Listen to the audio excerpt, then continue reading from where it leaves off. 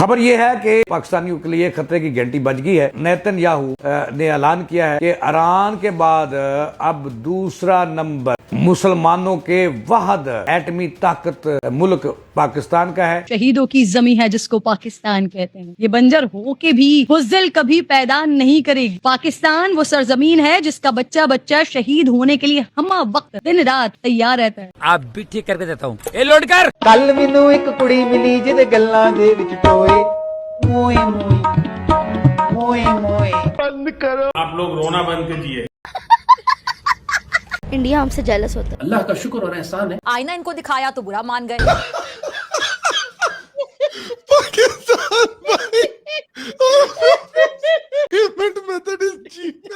और सिर्फ यही नहीं बल्कि बड़ी अक्कड़ के साथ व्हाइट हाउस पहुंचे थे। बंद करो। We are one nation and we have one voice. आईना इनको दिखाया तो बुरा मान गए।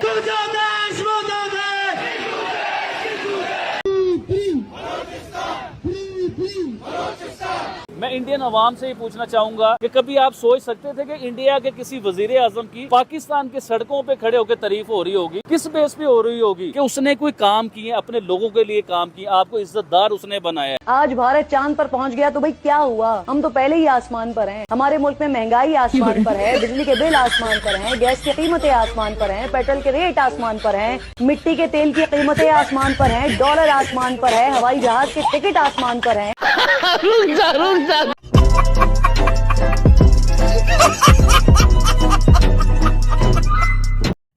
पाकिस्तानियों का मानना है इंडिया हमारी तरक्की से जलता है। इंडिया को बिल्कुल अच्छा नहीं लग रहा है। पाकिस्तान सुपर पावर बनता जा रहा है। आम जनता तो आम जनता। इन भाई साहब का भी मानना है इंडिया पाकिस्तान से 1-2 नहीं 10 साल पीछे है। हमारे आर्मी चीफ अर्थात फील्ड मार्शल को अमेरिका तक चीफ गेस्ट के रूप में इन्वाइट किया है। और वहीं जब अमेरिका के मंत्री जी से पूछा गया तो बोला, मैं भला किसी भिखारी को क्यों चीफ गेस्ट के रूप में इन्वाइट करूंगा। और रही बात 10 साल इंडिया से आगे होने की, वर्ल्ड बैंक ने एक रिपोर्ट जारी कर वो भी सपना पूरा कर दिया। पिछले साल भिखारिस्तानी 21 से 32% गरीबी रेखा से नीचे था और अब बधाई हो, तरक्की हुई है, 40% हो चुकी है।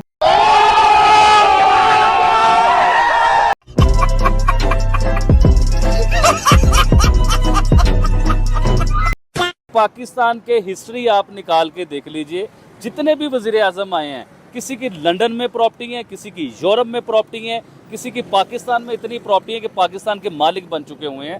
जो इधर पावर में आता है, जो गवर्नमेंट में आता है, जो वजीर आजम बनता है, वो अमीर हो जाता है। अगर वो कारोबार 1 करोड़ का कर रहा है तो वो कारोबार 100 करोड़ पे उनका चला जाता है। अगर उनकी 1 कोठी है तो उनकी 20-20 कोठियां बन जाती हैं। ऐसा क्यों होता है कि इंडिया और पाकिस्तान आपस में दोस्ती नहीं बढ़ा पा रहे हैं, दोस्त नहीं बन पा रहे हैं और दुश्मनी बहुत ज्यादा नजर आ रही है? इंडिया हमसे जेलस होता है। इंडिया हमसे जेलस होता है? हाँ। क्यों जेलस होता है? क्योंकि मतलब उनके पास है लाइक प्राइम मिनिस्टर्स भी हैं, लेकिन हमारे प्राइम मिनिस्टर्स अच्छे हैं ज़्यादा, और उनके पास इतनी वो भी फैसिलिटीज़ नहीं। उनका मतलब उनकी जो है कंट्री वो इतनी प्यारी भी नहीं। हमारी कंट्री भी देख के वो बहुत ज़्यादा होते हैं।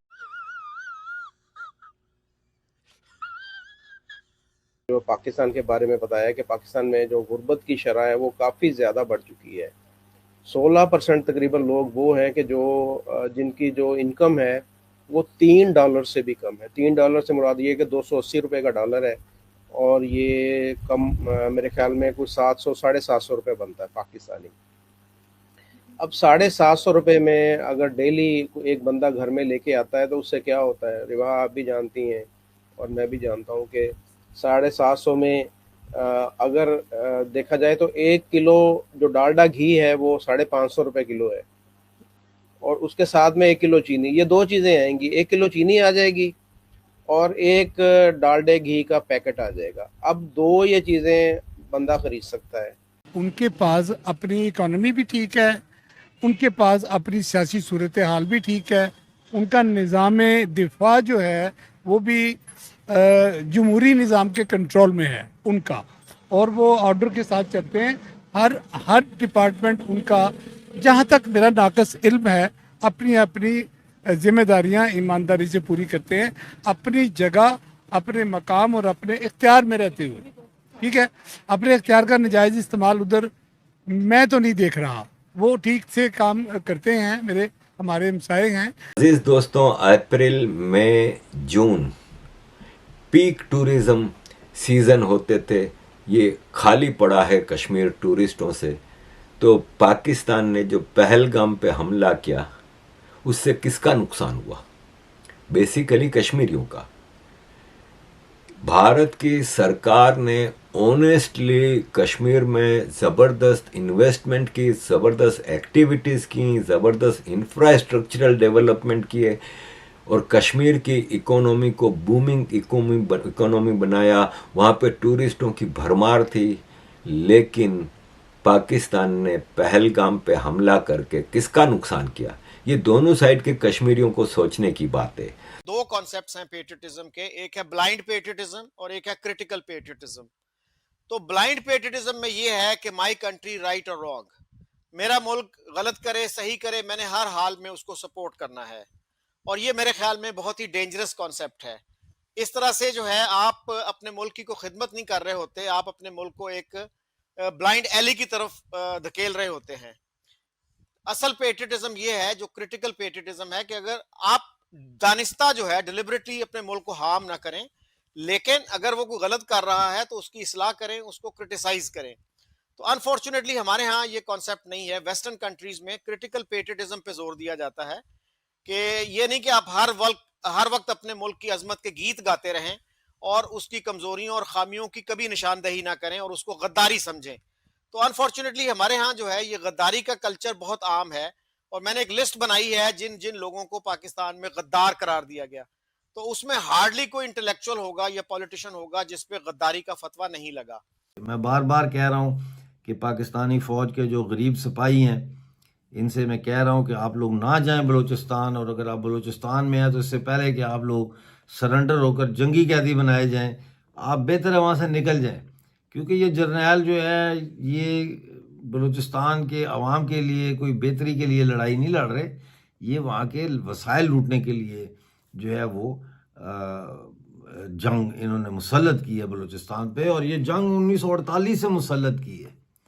बलोच ने तो हथियार नहीं उठाया था पाकिस्तान के खिलाफ, पाकिस्तान फौजें लेके चढ़ा ना, जैसे जम्मू कश्मीर की रियासत पे पाकिस्तानी फौज ने चढ़ाई की। हम तो नहीं लड़े पाकिस्तान के साथ, पाकिस्तान फौजें लेके आया। पाकिस्तान के आर्मी चीफ के बारे में ये खबर आई थी, जिसे कुछ हमारे कांग्रेस के लोगों ने भी एंडोर्स किया था कि पाकिस्तान के आर्मी चीफ को अमेरिका में आर्मी की रेजिंग डे के 250वें मौके पर चीफ गेस्ट बुलाया गया। व्हाइट हाउस ने इस खबर को सिरे से नकार दिया, बोले कि हमने किसी फॉरेन डिग्निटरी को बुलाया ही नहीं है। तो ये खबर आई क्यों और कैसे आई? पहली चीज। दूसरी चीज, अगर आई और झूठी खबर थी तो DGISPR जिसके पास दिल्ली दंगे पर प्रेस कॉन्फ्रेंस करने का टाइम है, उसने डिनाई क्यों नहीं किया कि ये झूठी खबर है? DGISPR छोड़िए, एक्सटर्नल अफेयर्स मिनिस्ट्री जो कि इंडिया की छोटी छोटी खबरों में, चाहे वो बुलडोजर चले किसी क्रिमिनल के घर पे, उस पर भी प्रेस कॉन्फ्रेंस कर देता है। इतनी बड़ी झूठ को उसने डिनाई क्यों नहीं किया? ये खबर फैलाने में जो पाकिस्तानी बोल रहे थे कि इंडियन मीडिया झूठ बोल रहा था, कराची पे हमला बता रहा था, लाहौर पे हमला बता रहा था, इंडियन मीडिया झूठ बोल रहा था, पाकिस्तानी मीडिया इसी खबर को बढ़ाता जा रहा था। व्हाइट हाउस ने जब इसे डिनाई किया तब जाकर के क्लैरिफिकेशन आई कि पाकिस्तानी मीडिया बड़े बड़े झूठ बोलता है अपने आर्मी चीफ के लिए। उनकी पॉलिटिशियन पहले ही बहुत बेहतरीन है, वो करप्शन के बिल्कुल ख़िलाफ़ है, टोटली ख़िलाफ़ हैं। वो बिल्कुल ऐसा करप्शन मसलन वो किसी के जाने के खिलाफ नहीं है। मतलब इंडिया के पॉलिटिशियन करप्शन से पाक है सर, ऐसे ना के वो भी करप्शन करते हैं। इतनी करप्शन नहीं है ना, इतनी करप्शन टोटली इतनी खा जाती है। करप्शन तो है लेकिन वो मामूली सी है, लेकिन उस पर भी वो हम देख रहे हैं अल्हम्दुलिल्लाह कुछ ना कुछ बेहतर करने की कोशिश कर रहे हैं। चलिए, थैंक यू।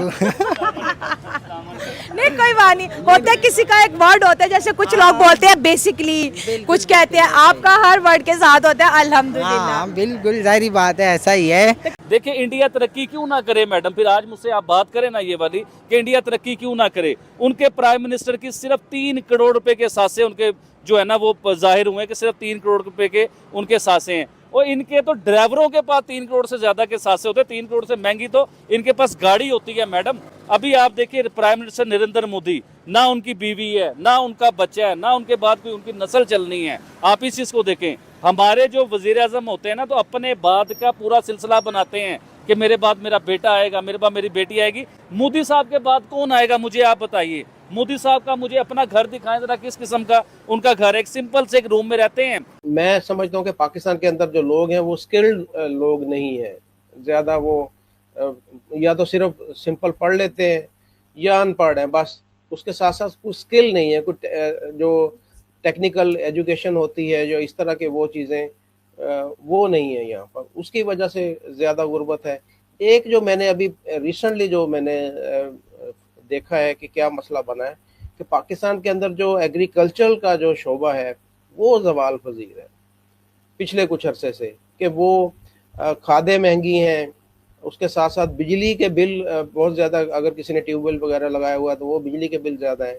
उसके साथ साथ जो पेस्टिसाइड्स होती हैं, जो ऊपर स्प्रे वगैरह और वो चीज़ें, वो बहुत ज़्यादा महंगी हैं। डीजल महंगा है, लेकिन उसके बाद में जब वो मंडी में चीज़ें लेके जाते हैं तो वहाँ पर रेट नहीं मिलता। अभी आपको मैं बताऊं कि प्याज जो है वो आज से 2 माह पहले 200 रुपये किलो था, अब मैं देख रहा था कि 500 रुपये का मन है यहाँ पे। इंडिया पूरी दुनिया में, हिंदुस्तान सिर्फ एक है, तो मुसलमान कंट्रीज दुनिया में 50-55 से ज्यादा हैं।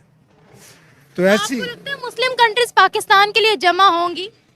वो बात की बात है, वो बात की बात है। जब जंग छिड़ गई ना तो फिर जंग सीधी डायरेक्ट एटमी जंग होनी है, क्योंकि हमारे पास एटम है। तो हमने वो डेकोरेशन के लिए तो नहीं रखा हुआ। जब वो अटैक करेंगे तो फिर हम क्या बैठ के कहेंगे बिस्मिल्लाह आएँ हम आपको गोलगप्पे खिलाएं? ऐसी बात तो नहीं होगी। ऐसी बात होगी कि अगर वो मिसाइल चलाएंगे तो मुझे अपनी पाक फौज को ये अदरा सा पैगाम देना है कि अगर वो मिसाइल चलाएं तो जनाबे हाफिज आसिम मुनीर साहब, आपने मिसाइल नहीं चलाना, आपने atom atom atom atom atom चलाना है। मैं समझता हूं कि हमारे बहुत सारे जो है मिडिल क्लास या इवन लोअर मिडिल क्लास के जो नौजवान हैं वो अंधी पेट्रियटिज्म का, ब्लाइंड पेट्रियटिज्म का शिकार होते हैं। हालांकि इस मुल्क ने उनको कुछ नहीं दिया। जैसे हमारे अब इशरत हुसैन जैसे लोग जो हैं, जो स्टेट बैंक के गवर्नर रहे, वो भी ये मानते हैं कि स्टेट के जो इंस्टीट्यूशंस हैं, जो फाइनेंशियल रिसोर्सेज हैं, उस पे एलीट ने कैप्चर कर लिया है उन्हें ना, elite capture has taken place. लेकिन ये लोग जो हैं, फिर भी रियासत ने उनको कुछ नहीं दिया, लेकिन फिर भी वो जो है, वो जिसको अंग्रेजी में कहते हैं ना यूजफुल इडियट्स, वो इन लोगों के यूजफुल इडियट्स बने हुए हैं। उनको हर वक्त डिफेंड करते हैं, उनसे सवाल नहीं करते कि भाई अगर हमारे हमसाया मुल्क में लिटरेसी रेट 80% के करीब है तो हमारा 80% क्यों नहीं है? हमारा शुमार जो है वो दुनिया के 25 मोस्ट इलिटरेट कंट्रीज में क्यों होता है?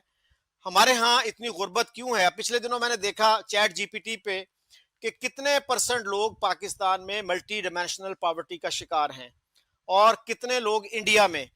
तो पता ये चला कि 38% पाकिस्तानी मल्टी डिमेंशनल पॉवर्टी का शिकार है, यानी जिसमें बाकी सहूलतों को भी काउंट किया जाता है, सिर्फ इनकम नहीं देखी जाती।